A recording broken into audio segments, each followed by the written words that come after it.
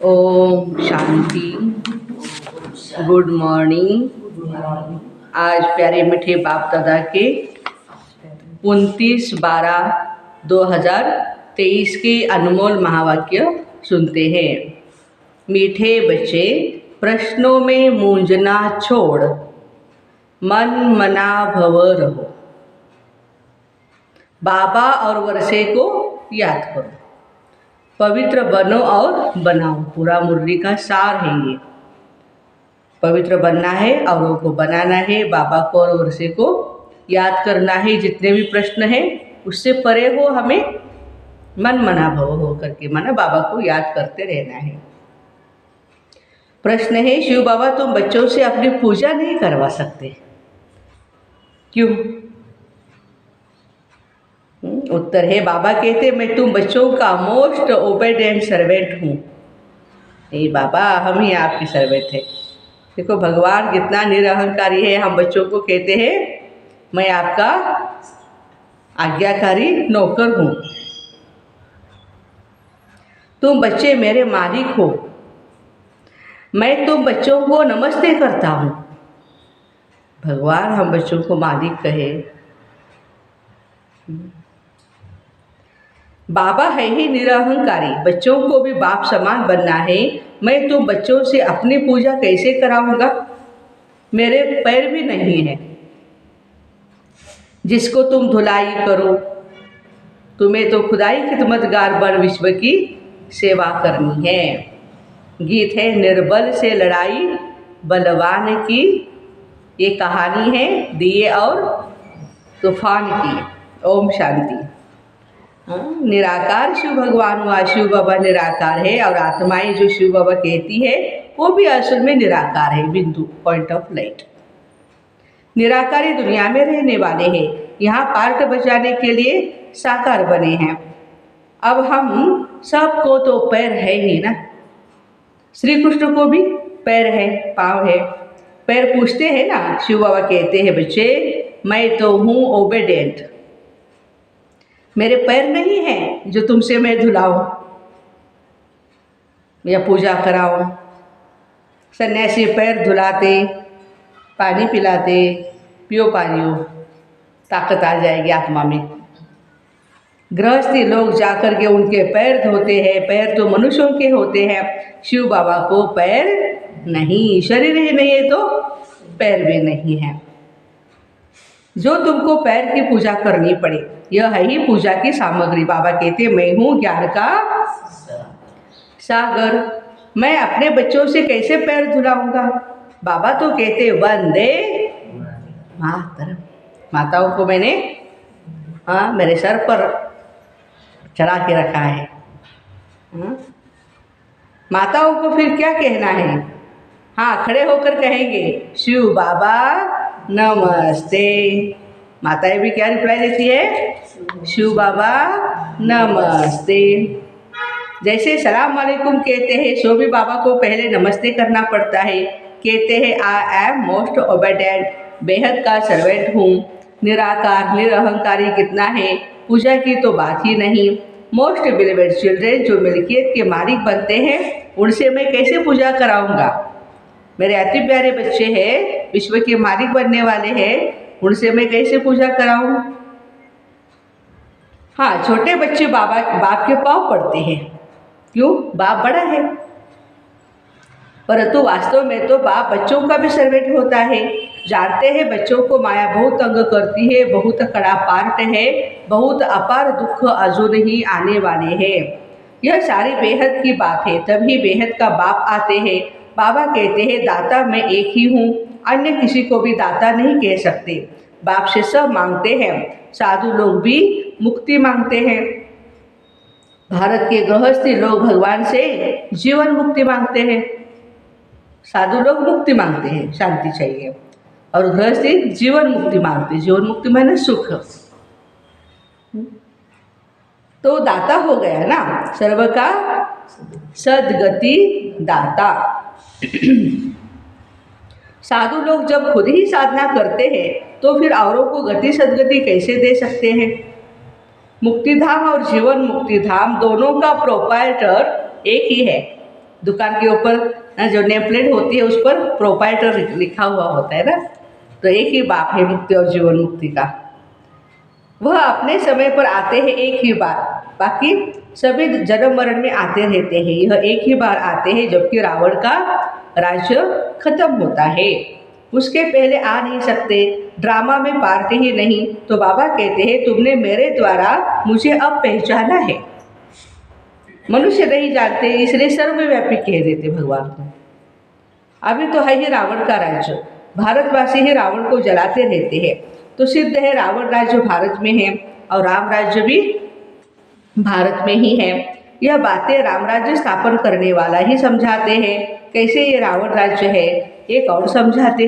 निराकार शिव भगवान वाच, आत्मा को शिव नहीं कह सकते, आत्मा का नाम तो शालिग्राम है। शालिग्राम की भी पूजा करते हैं ना मंदिर में, हमारे देवघर में भी देखो पूजा करते हैं उसकी। तो आत्माएं सब शालिग्राम है, शिव एक को ही कहा जाता है। शालिग्राम अनेक है, लाखों करोड़ों शालिग्राम है और शिव एक ही है। यह है ही रुद्र ज्ञान यज्ञ। वह ब्राह्मण लोग यज्ञ रचते हैं, उसमें एक बहुत बड़ा शिवलिंग बनाते हैं और फिर छोटे छोटे शालिग्राम बना करके पूजा करते हैं।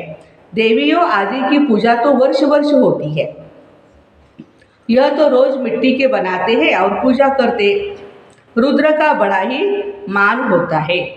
शालिग्राम कौन ये भी नहीं जानते, हम बच्चे ही शालिग्राम हैं। कहते ना ये जागरूक शालिग्राम है, बहुत पावरफुल है। हम आत्माओं को यादगार है। इस रावण के राज्य में रहते राम राज्य स्थापन कर रहे हैं हम। कहते ना राम की जो सेना थी बंदर की सेना थी, तो हम सभी कौन हैं? बंदर। हाँ, बंदर किसको कहा जाता है? विकारी को। हाँ, तो विकारी बंदर थे हम। अभी सब मिल करके राम सेतु बना रहे हैं, हाँ, स्वर्ग में जाने के लिए। सब हनुमान बन गए। तो बाबा कहते हाँ बहुत ही पूजा करते। शिव बाबा के साथ बच्चों ने भी बहुत मेहनत की है ना, इसलिए पूजा करते हैं। हम सब शिव बाबा के मददगार हैं, भगवान के। कितना नशा होना चाहिए। उन्हों को कहा जाता खुदाई खिदमतगार। खुद निराकार भी जरूर कोई शरीर में आएंगे ना, स्वर्ग में तो खिदमत की दरकार नहीं। शिव बाबा कहते देखो यह मेरे खिदमतगार बच्चे हैं, मददगार। नंबरवार तो है ना, सबकी पूजा तो कर न सके। यह यज्ञ भी भारत में ही होते हैं। यह राज भी बाप बैठ समझाते हैं। वह ब्राह्मण लोग व सेठ लोग थोड़े ही जानते हैं। वास्तव में यह है रुद्र ज्ञान यज्ञ। बच्चे पवित्र बन भारत को स्वर्ग बनाते हैं। यह बड़ी हॉस्पिटल है यहाँ। अच्छा, जहाँ योग द्वारा हम एवर हेल्दी बनते हैं। इस हॉस्पिटल में हम क्या बनते हैं? योग से एवर हेल्दी बनते हैं। बाबा कहते मुझे याद करो। देह का अहंकार पहला नंबर विकार है जो योग तोड़ देता है। बॉडी कॉन्शियस होते हो, बाबा को भूलते हो, तभी विकार और आ जाते हैं। यह योग निरंतर लगाना बड़ी ही मेहनत है। मनुष्य श्री कृष्ण को भगवान समझ उनकी पूजा करते हैं, परंतु वह पतित पावन तो है नहीं जो उनके पैर पूजे। शिव तो है ही बिगर पाव, वह तो आकर माताओं का सर्वेंट बनते हैं और कहते हैं बाप और स्वर्ग को याद करो तो फिर तुम 21 जन्म राज्य करेंगे। 21 पीढ़ी गाई है और धर्मों में गाई नहीं जाती। किसी भी धर्म वाले को 21 जन्म स्वर्ग की बादशाही नहीं मिलती है। यह भी ड्रामा है। देवता धर्म वाले और धर्मों में मिक्स हो गए हैं, वो भी निकल आते हैं। स्वर्ग के सुख तो अपरंपार है। नई दुनिया नए मकान में अच्छा सुख होता है। नई दुनिया नए मकान में अच्छा सुख होता है। थोड़ा पुराना होने में कुछ न कुछ दाग हो जाते हैं, फिर रिपेयर करना पड़ता है। तो जैसे बाबा की महिमा अपरंपार है, वैसे स्वर्ग की भी महिमा अपरंपार है, जिसका मालिक बनने का तुम पुरुषार्थ करती हो। और कोई स्वर्ग का मालिक बना न सके। तुम बच्चे जानते हो विनाश की सीन बड़ी ही दर्दनाक है। उसके पहले बाबा से वर्षा ले लेना चाहिए। बाबा कहते अब मेरे बड़ो अर्थात ईश्वरीय गोद लो। शिव बाबा बड़ा है ना, तो तुमको प्राप्ति बहुत है। स्वर्ग के सुख भी अपरंपार है। नाम सुनते ही मुख में पानी आ जाता है। कहते भी है फलाना स्वर्ग पधारा। हाँ, स्वर्ग प्यारा लगता है ना। नाम सुनते बाबा कहते पानी आता तो ये है ही नर्क। जब तक सतयुग न हो तब तक स्वर्ग में नहीं जा सकते। बाबा समझाते हैं जगदम्बा जाकर फिर स्वर्ग की महारानी बनती है, मातेश्वरी मम्मा। फिर बच्चे भी नंबरवार बनते हैं। मम्मा बाबा जास्ती पुरुषार्थ करते हैं। राज तो वहाँ बच्चे भी करेंगे ना, सिर्फ लक्ष्मी नारायण तो नहीं करेंगे। तो बाबा आकर मनुष्य से देवता बनाते पढ़ाते हैं। अगर कहते श्री कृष्ण बनाते तो फिर श्री कृष्ण को तो ले गए हैं द्वापर युग में। द्वापर में तो देवता होते नहीं। सन्यासी कह न सके कि हम स्वर्ग जाने के लिए रास्ता बताते हैं। उसके लिए तो भगवान चाहिए। कहते हैं मुक्ति जीवन मुक्ति के द्वार कलयुग के अंत में ही खुलेंगे। यह है ये रुद्र ज्ञान यज्ञ। मैं हूँ शिव रुद्र और यह है शालिग्राम। यह सब शरीरधारी है। मैंने शरीर का लोन लिया हुआ है। यह सब ब्राह्मण है। ब्राह्मण बिगर यह ज्ञान कोई में नहीं होता है। शूद्रों में भी नहीं है यह ज्ञान। सतयुग में देवी देवताएं तो पारस बुद्धि थे, जो बाप ही अब बनाते हैं। सन्यासी किसको पारस बुद्धि नहीं बना सकते। पवित्र भर खुद पवित्र है, फिर भी बीमार हो पड़ते हैं। स्वर्ग में कोई भी बीमार नहीं होगा। वहाँ तो अपार सुख है। इसलिए बाबा कहते पूरा पुरुषार्थ करो। रेस होती है ना, यह है रुद्रमाला में पिरोने की रेस। अहम आत्मा को दौड़ी लगानी है योग की। जितना हो सके परम धाम में जाना, बाबा को याद करना। वहाँ यदि कोई बैठ जाए ना 1-2 मिनट 5 मिनट भी, इतनी असीम शांति मिल जाती है, बात मत पूछो। परम धाम की शांति, इस दुनिया का कुछ भी हमारे ऊपर इफेक्ट नहीं होता है। जितना जितना योग लगाएंगे तो समझेंगे ये तीखा दौड़ रहा है।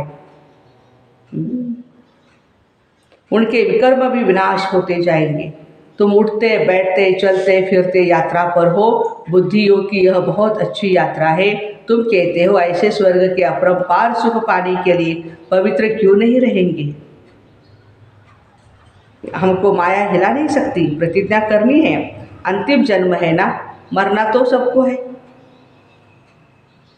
तो क्यों नहीं बाबा से वर्षा ले लेंगे। कितने बाबा के बच्चे हैं, प्रजापिता है, तो जरूर नई रचना रचते हैं। नई रचना होती है ब्राह्मणों की। ब्राह्मण है रूहानी सोशल वर्कर। देवता तो प्रारब्ध भोगते हैं। तुम भारत की सर्विस करते हो, इसलिए तुम ही स्वर्ग के मालिक बनते हो। भारत की सर्विस करने में सबकी सर्विस हो जाती है। तो वह है रुद्र ज्ञान यज्ञ। रुद्र शिव को कहा जाता है, न कि श्री कृष्ण को। श्री कृष्ण तो सतयुग का प्रिंस है। वहाँ यह यज्ञ आदि होते नहीं। अभी है रावण का राज्य, यह खलास होना है, फिर कभी रावण बनाएंगे नहीं। बाबा आकर इन जंजीरों से छुड़ाते। इस ब्रह्मा को जंजीरों से छुड़ाया ना। शास्त्र पढ़ते पढ़ते देखो क्या हालत हुई। तो बाबा कहते बच्चे मुझे याद करो। हर एक समस्या का हल एक ही है, बाप को याद करना। बाबा को याद करने की हिम्मत नहीं है। हिम्मत चाहिए। पवित्र रहते नहीं, फालतू फालतू प्रश्न पूछते रहते हैं। तो बाप कहते बच्चे मन मना भव। अगर किसी बात में मूझते हो ना तो उसको छोड़ दो। मन मना भव। ऐसे नहीं प्रश्न का रिस्पॉन्स नहीं मिला तो पढ़ना ही छोड़ दे। एक दिन मुरली में आपके प्रश्न का उत्तर आएगा, लेकिन रोज रोज रोज उसको सुनना चाहिए हमें। लेकिन हमने देखा है जब हम मुरली मिस करते हैं ना, उसी दिन उसका उत्तर होता है मुरली में। तो कहते हैं भगवान है तो रिस्पॉन्स क्यों नहीं देते। बाबा कहते तुम्हारा काम है बाप से और वर्षे से। चक्र को भी याद करना पड़े, वह भी त्रिमूर्ति और चक्र दिखाते। लिखते हैं सत्यमेव जयते, परंतु अर्थ नहीं जानते। सत्य की ही विजय होती है। अंतिम विजय सत्य की ही होती है। कितना भी कलयुग हो, देखो घोर कलयुग, लेकिन यहाँ भी सत्य के सिवाय कुछ नहीं चलता है। झूठ चल रहा है, लेकिन एक दिन सत्य की जीत होती ही है। तुम समझा सकते हो, शिव बाबा को याद किया जाता है, सूक्ष्म वतनवासी ब्रह्मा विष्णु शंकर भी याद आएंगे और सुदर्शन चक्र को याद करने से विजयंती हो जाएंगे। जयते माना ही माया पर जीत पहनेंगे। कितनी सहज बात है समझने की। यहाँ कायदे हैं, हंसों की सभा में बगुले बैठ नहीं सकते। बीके जो स्वर्ग की परी बनाती है सभी को, उन पर बहुत बड़ी रिस्पॉन्सिबिलिटी है। पहले जब कोई आते हैं तो उनसे हमेशा पूछो, आत्मा के बाप को जानते हो? प्रश्न जो पूछते हैं तो जरूर जानते होंगे। सन्यासी आदि ऐसे कभी नहीं पूछेंगे, वो तो जानते ही नहीं। तुम तो प्रश्न पूछेंगे, बेहद के बाप को जानते हो? पहले तो सगाई करो, ब्राह्मणों का धंधा यह है। बाबा कहते हैं, आत्माएं मेरे साथ योग लगाओ, क्योंकि मेरे पास तुम्हें आना है। सतयुगी देवी देवताएं बहुत काल से अलग रहे हैं, तो पहले ज्ञान भी उनको ही मिलेगा। लक्ष्मी नारायण ने 84 जन्म पूरे किए हैं, तो उनको ही पहले ज्ञान मिलना चाहिए। मनुष्य सृष्टि का जो झाड़ है उसका पिता है ब्रह्मा, और आत्मा का पिता शिव बाबा। तो बाप और दादा है ना, तो तुम हो उनके पोत्रे, उनसे तुमको ज्ञान मिलता है। बाबा कहते हैं, मैं जब नर्क में आऊं तब स्वर्ग रचूं। भगवान को भी इतनी पवित्र हस्ती, पावरफुल, पुरानी दुनिया में पतित शरीर में आते हैं और हम पतितों को पावन बनाते हैं। कितनी बड़ी हस्ती है वो। शिव भगवान वाच लक्ष्मी नारायण त्रिकालदर्शी नहीं है, उनको यह रचना का ज्ञान है नहीं, तो परंपरा कैसे चले। कई समझते हैं यह तो सिर्फ कहते रहते, मौत आया कि आया, होता तो कुछ भी नहीं। बहुत सालों से हम सुन रहे हैं, ब्रह्मा कुमारी कहती है विनाश होने वाला है, होने वाला है तो कुछ भी नहीं, हुआ तो कुछ नहीं। होता तो कुछ नहीं। इस पर एक मिसाल है, शेर आया आया नहीं, और एक दिन आया बकरियां खा गया। आखिर एक दिन शेर आया, बकरियां सब खा गया। ये सब बातें यहाँ की ही है, पता ही नहीं चलेगा इतना सारा विनाश हो रहा है। तो प्यारे बाबा कहते हैं कि एक दिन काल खा जाएगा, फिर क्या करेंगे। भगवान का कितना भारी यज्ञ है, परमात्मा के सिवाय इतना बड़ा यज्ञ कोई भी रच नहीं सकता। ब्रह्मावंशी ब्राह्मण कहलाकर पवित्र न बना तो यह मरा। शिव बाबा से प्रतिज्ञा करनी होती है, मीठा बाबा स्वर्ग का मालिक बनाने वाला बाबा, मैं आपका हूँ, अंत तक आपका ही होकर रहूँगा। ऐसे बाप को अथवा साजन को फारकती दी तो महाराजा महारानी नहीं बन सकेंगे।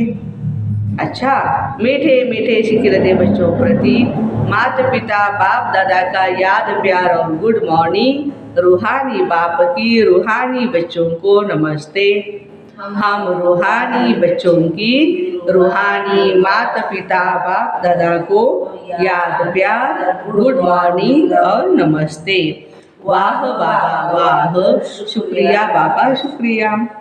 धारणा के लिए मुख्य सार, पहली पॉइंट, सच्चा खुदाई खिदमतगार बन।